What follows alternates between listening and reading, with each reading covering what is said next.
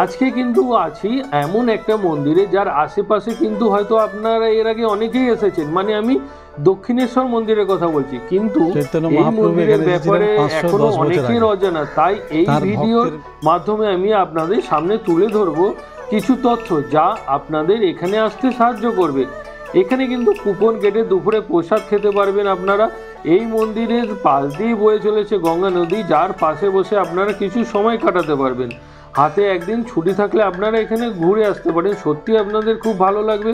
যেহেতু প্রসাদের ব্যবস্থা আছে, আপনারা দুপুরে এখানে প্রসাদও গ্রহণ করতে পারবেন। Hi, good morning. আপনারা সবাই কেমন আছেন? আশা করি সবাই ভালো আছেন।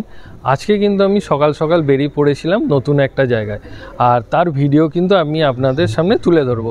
তো এই মন্দিরে আপনারা যখন আসবেন, এখানে কিন্তু ভোগ প্রসাদের ব্যবস্থা আছে। আমরা যখন দক্ষিণেশ্বরে আসি তো ওখান থেকে কিন্তু আমরা অনেকে যাই বেলুর মঠ, আদ্যাপীঠ যাই ভোগ খাওয়ার জন্য, বা বেলুর মঠে ভোগ খাওয়ার জন্য। কিন্তু এইখানে দক্ষিণেশ্বরের পাশেই যে এত সুন্দর একটা মন্দির রয়েছে যেখানে আপনারা ভোগ প্রসাদ পেতে পারবেন, সেই জায়গাটা কিন্তু আমরা হয়তো অনেকেই জানি না।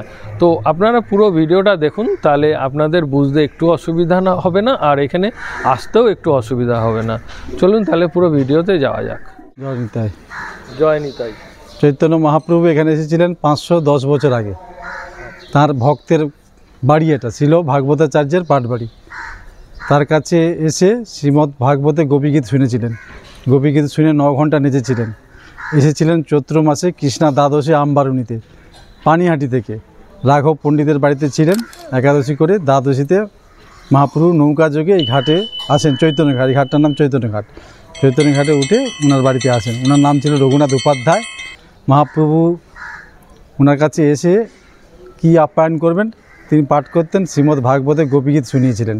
সেই গোপীগীত শোনার পরে তিনি 9 ঘন্টা নেচেছিলেন এবং খুব প্রীত হয়ে তাকে এই পাদুকা দিয়ে যান, এবং ওনার নাম ওই উপাধিটা দিয়ে যান ভাগবতাচার্য। পাদুকাটা রাখা রয়েছে, হ্যাঁ হ্যাঁ হ্যাঁ, পাদুকাটা রাখা আছে। এবং শ্রীমদ্ ভাগবত, তালপাতার যে ভাগবতও মন্দিরে রাখা আছে। সেই 510 বছর আগে যে শুনেছিলেন, এটা পরবর্তীকালে লুপ্ত হয়ে যায়। বাগবাজারে কালীপ্রসন্ন চক্রবর্তী, তার পেটে অম্লশূল হয়, ডাক্তার দেখায় ভালো হয় নাই, তখন তিনি যান তারকেশ্বরে।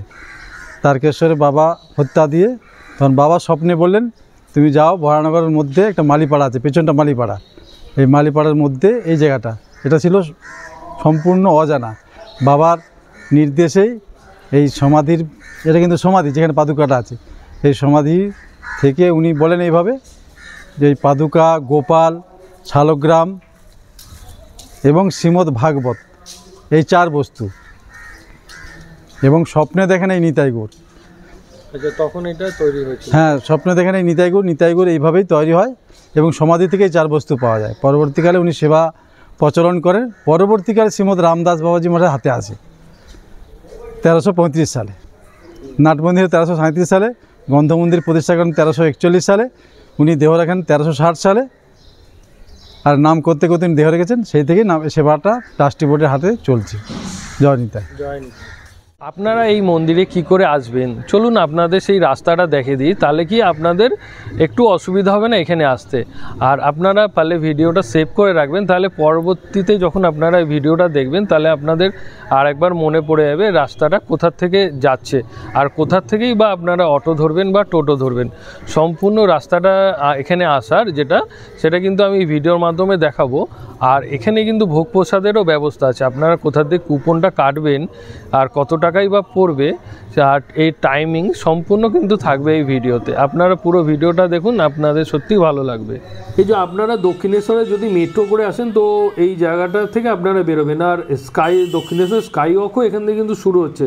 আর বাসে বা গাড়িতে করে আসলে এই সাইড দিয়ে, যেটা এয়ারপোর্ট 1 নম্বর গেট দিয়ে যাচ্ছে। আর এই যে এই ওভারব্রিজগুলো দেখছেন, এই ওভারব্রিজগুলোর তলা থেকে এসে আপনাকে এই যে নিচে যেই একটা টোটো স্ট্যান্ড আছে, এখানে যেতে হবে। তো আপনারা দেখুন, পাটবাড়ির টোটো কত করে ভাড়া পার হেড? তাই তো?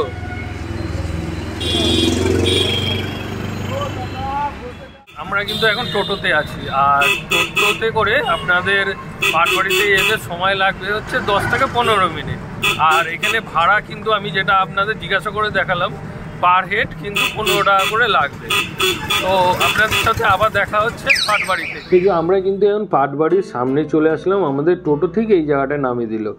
আর এইটা হচ্ছে মূল তোরণটা, ওখান থেকে ভেতরে আমরা যখন প্রবেশ করলাম সত্যিই খুব ভালো লাগছে, কারণ এত বড় একটা মন্দির যেটা আপনারা যদি এখানে আসেন আপনারা দেখে সত্যি খুব ভালো লাগবে। আর এই যে এটা হচ্ছে অফিস ঘর, তো আপনাদের যখন ভোগের কুপন যদি কাটতে চান তো আপনাদেরকে দেখিয়ে দিচ্ছি, এখানে অফিস ঘরটা রয়েছে, আপনাদের এখান থেকে কিন্তু ভোগের কুপনটা সংগ্রহ করতে হবে 70 টাকার বিনিময়ে। এই যে এটা হচ্ছে সেই অফিস ঘরটা, তো আমি একটু পরে সেটা আপনাদেরকে দেখাবো। এখন মন্দিরের চারিদিকটা একবার ঘুরে দেখিনি। এখানে কিন্তু মানে এত সুন্দর পরিবেশ আর এত বড় বড় গাছগাছালি রয়েছে, আপনাদের সত্যি খুব ভালো লাগবে। আর যেহেতু আপনারা প্রথমবার হয়তো এখানে ভিডিওটা দেখে অনেকেই আসবেন, আর অনেকের হয়তো এখানে ঘোরাও হয়ে গেছে, তো আপনাদেরকে বলবো যারা এখনও এই মানে ঘোরেননি এই জায়গাটা, আপনারা আসুন, দুপুরে অন্নভোগ গ্রহণ করুন, তো আপনাদের সত্যি এখানে এসে অনেক ভালো লাগবে। আমি এক এক করে আপনাদের সমস্ত জিনিস দেখাচ্ছি, তাহলে আপনাদের সুবিধা হবে। গুরুকুঞ্জ আছে, শ্রীমৎ রামদাস বাবাজি মহারাজের সব শিষ্যরা। বললাম তো, জিজ্ঞেস করলো। আর এটা হচ্ছে শ্রীমৎ রামদাস বাবাজি মহারাজ সমাধি, এর সামনে যে ঘরটা, আর এটা হচ্ছে তার শিষ্যরা যারা সব তাদের যে শিষ্যরা ছিল তারা এই গুরুকুঞ্জটা করেছে। আমি কিন্তু এখন অফিস ঘর থেকে কুপনটা সংগ্রহ করে নিলাম, আর এক একজনের কুপন মূল্য পড়লো 70 টাকা করে। তো এখন আমাদের এখানে কুপনটা কাটা হয়ে গেল, আমরা সকালে এসেই কিন্তু কুপনটা কেটে নিলাম। আর এবার আমরা এইখানে মন্দিরের চারিদিকে একটু ঘুরবো, তারপরে আমরা এখন চলে যাব একটু পরে গঙ্গার পাড়ে। তো এখানে কিন্তু গঙ্গার পাড় রয়েছে, সেটা কিন্তু আমি আপনাদেরকে দেখাবো। তো আমি একটু পরে গঙ্গার পাড়ে যখন যাব তো সেই জায়গাটা আমি আপনাদেরকে দেখাচ্ছি। আমি এবার আপনাদের মন্দিরের চারিদিকটা একটু ঘুরে আর একবার দেখিয়ে দিচ্ছি। এবার আমি মন্দিরের ভেতরে প্রবেশ করছি, আর আপনারা যখন মন্দিরে আসবেন হচ্ছে এই সাইডটা দিয়ে। আর এখন আমরা যাব মন্দিরের ভেতরে। মন্দিরটা সত্যি খুব অনেকটা বড় জায়গা নিয়ে, আর এখানে কিন্তু বিভিন্ন যেই জায়গাগুলো রয়েছে সমস্ত কিছু লেখা রয়েছে, যেগুলো পড়ে আপনি এগুলোর মন্দিরের ব্যাপারে অনেক কিছু তথ্য জানতে পারবেন। মন্দিরে যখন আপনারা আসবেন, মন্দিরের এই ওয়ালে যে ছবিগুলো দেখতে পাচ্ছেন এর তলায় কিন্তু সমস্ত কিছু লেখা রয়েছে, যেগুলো কিন্তু আমি আপনাদের এই ভিডিওতেই পুরোটা দেখাবো। আমি তার আগে মন্দিরের চারিদিকটা একবার আপনাদেরকে দেখিয়ে নিচ্ছি। দেখুন কত সুন্দর মন্দিরটা। দেখুন মন্দিরের এই সামনে যে জায়গাটা রয়েছে এইটা আপনারা দেখলে বুঝতেই পারবেন এটা কত বছর আগেকার তৈরি। অনেক বছর আগেকার কিন্তু এরকম ধরনের ডিজাইন হতো। আর এবার আমি যে আপনাদের এই ওয়ালে যে পিকচারগুলো রয়েছে এগুলোকে দেখাচ্ছি। দেখুন এই যে শ্রীকৃষ্ণ কর্তৃক গোপীদের বস্ত্রহরণ, নিধুবনে শ্রী রাধাকৃষ্ণের স্বপ্নবিলাস, এরকম মানে আপনারা এখানে যেগুলো দেখবেন তার সম্পর্কে কিন্তু নিচে সম্পূর্ণ লেখা আছে, সেগুলো কিন্তু আপনারা এখানে যখন আসবেন তখন এগুলো পড়ে বুঝতে পারবেন, এত ভালো লাগবে। আর এখানে কিন্তু এখন কিন্তু কীর্তন শুরু হয়ে গেছে, আপনারা সেটা দেখে বুঝতেই মানে শুনে বুঝতেই পাচ্ছেন। আর এখন কিন্তু এখানে এই মন্দিরের পর্দাটা খুলে দিল, আর আপনাদেরকে সেটা দেখাচ্ছি। দেখুন এই যে রাধাকৃষ্ণের বিগ্রহ এখানে কিন্তু রয়েছে, আর আপনাদের এবার কীর্তনটাও একটু শোনাচ্ছি।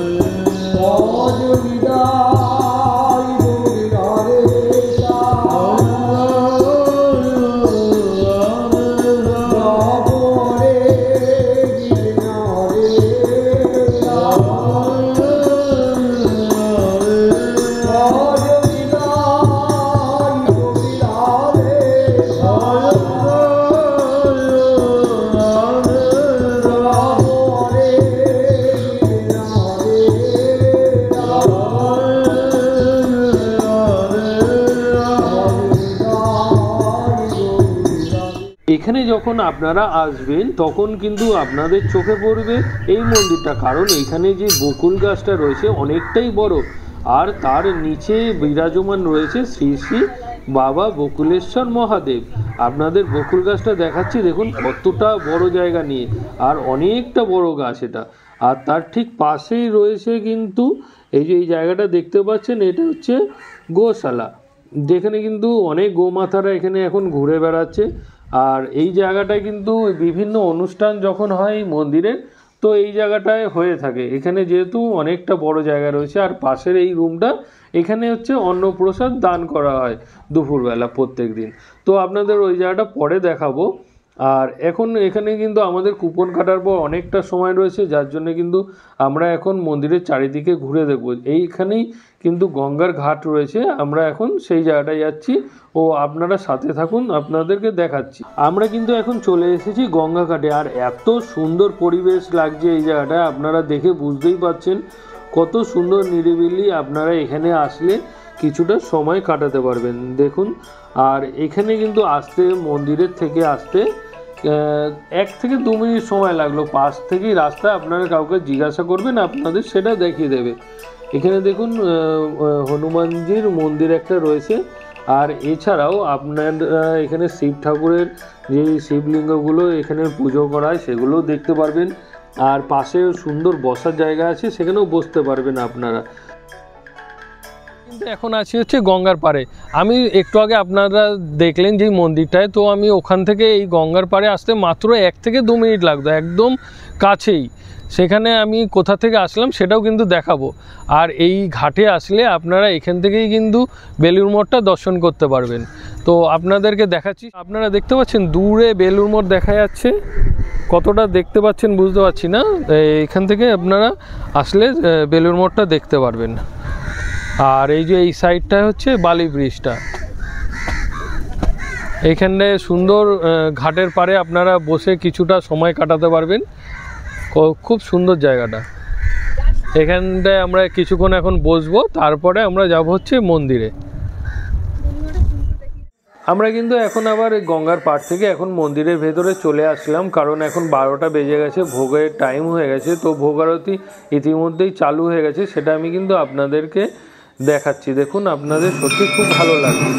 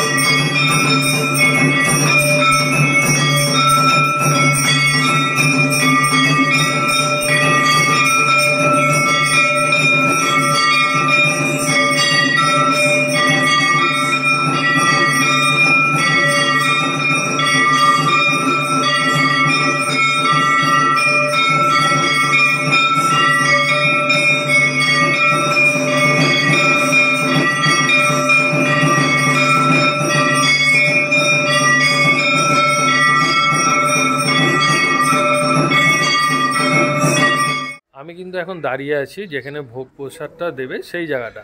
আর 12টার দিয়ে ভোগ আরতি চালু হয়েছিল, এখন 12:30 বাজে, ভোগ আরতিটা একটু আগে শেষ হলো, আপনাদেরকে যেটা দেখালাম। তো এখন এখানে কি কি খাওয়াচ্ছে প্রসাদে সেগুলো কিন্তু আমি আপনাদেরকে বিস্তারিতভাবে দেখাবো। আপনারা পুরো ভিডিওতে সাথে থাকুন, তাহলে আপনাদের বুঝতে একটু অসুবিধা হবে না। আপনারা যখন ভোগের কুপনটা কাটবেন, তো আপনাদের হাতে একটা কুপন দেবে, আর সেই কুপনটা এখানে দেখিয়ে আপনাদের এই ভেতরে প্রবেশ করতে হবে। দেখুন, এই ভেতরটা হচ্ছে এরকম চেয়ার টেবিলের ব্যবস্থা আছে। আপনারা বেলুড় মঠে অনেকেই গেছেন, আর যদি না গিয়ে থাকে আমার এই ভিডিওর ডেসক্রিপশনে বেলুড় মঠের ভিডিওটা দিয়ে দেবো, সেখান থেকে দেখে নিতে পারবেন। ওখানে যেমন বসার চেয়ার টেবিলের সুন্দর ব্যবস্থা রয়েছে, এখানেও কিন্তু সেম ব্যবস্থা। আর এখানে কিন্তু এখন এখানে প্রসাদ দেওয়া শুরু হয়ে গেল। তো আপনারা দেখুন এখানে কি কি প্রসাদ দিচ্ছে, আমি পুরোটাই কিন্তু দেখিয়েছি, যেটা আপনারা দেখলে তাহলে আপনাদের কি বাড়িতে বসেই মনের মধ্যে একটা অভিজ্ঞতা চলে আসবে যে এখানে আসলে আপনারা কি কি প্রসাদ পেতে পারবেন আর এখানে কি কি প্রসাদ খাওয়ানো হয়। দেখুন প্রথমে খিচুড়ি দিয়ে গেল, তারপরে দিয়ে গেল এখানে কিন্তু অন্নপ্রসাদ। তো এরপরে আস্তে আস্তে বিভিন্ন সবজি আসবে। আর এখানে আরেকটা কথা বলে দিই, আমি যেটা দেখলাম এখানে আপনারা যখন প্রসাদ গ্রহণ করবেন তখন কিন্তু এখানে যে একবার এখন প্রথমে দিয়ে যাচ্ছে, এটা কিন্তু একবার না, এরকম কিন্তু অনেকবার দিতে আসবে। সেই নিয়ে আপনাদের কোনো অসুবিধা হবে না, আপনারা যতটা ইচ্ছা এখানে খেতে পারবেন।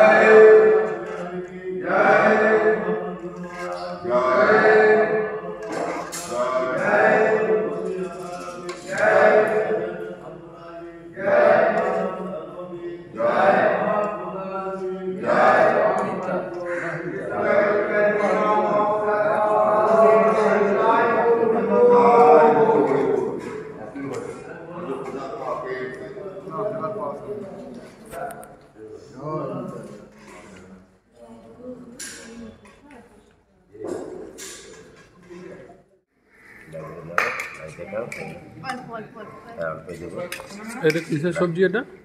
এটা সিদ্ধ রসা সব রকম দিয়ে। হ্যাঁ বাঙালি যেতে না সাহিত্য বলছে রসা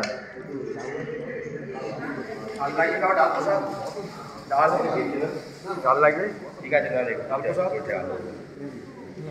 নেবি না ও নেবে না কিছু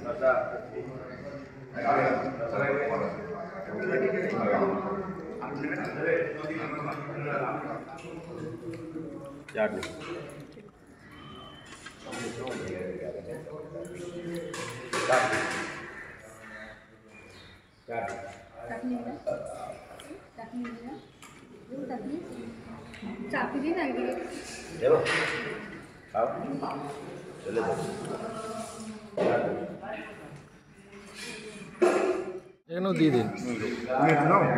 নিজে হাতে পাঁচ ভালো আর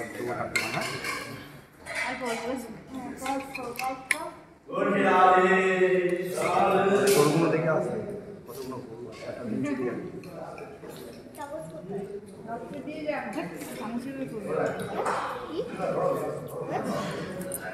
আমি কিন্তু এতক্ষণ আপনাদের দেখালাম এইখানে যে পাটবাড়ি মন্দিরের সম্পূর্ণ ডিটেলসটা, আর এখানে যে অন্নভোগের ব্যবস্থা আছে সেটাও কিন্তু আমি আপনাদের সামনে তুলে ধরলাম এই ভিডিওতে। আর এখন আমরা বাড়ির দিকে রওনা দেবো, যেই রাস্তা থেকে এসেছি সেই রাস্তা থেকেই।